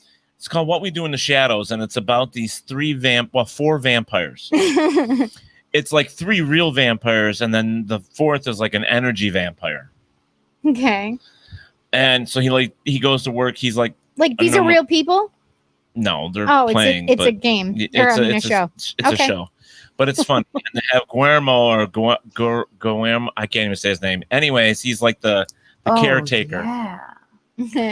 And, Guillermo. Yeah, and he wants to be a vampire, but he never turns him into a vampire. But the whole thing is just funny. There's a lot of really cool things. What is it called again? In the shadows? What We Do in the Shadows. What We Do in the Shadows. Yeah, and where is it? Where do you find it? Oh God, I don't know. I've been watching it for 2 years now, but I think it's on FX. Yeah, I think it is FX. Yeah, but I laughed my butt off. You laughed your balls off. Yeah, butt. Balls. That's why I don't have a butt. Because it's gone. It's gone. I laughed it off. So what are you doing with your root chakra then, friend? With no anus. No comment. Plead the 5th. All right. And pooping. What's that little dog that they used to have? It wasn't on SNL. I poop on you. I poop on your shoes. I poop on you. Yes, I poop on you. thanks, John. Thanks for the toilet. That's making me laugh so hard.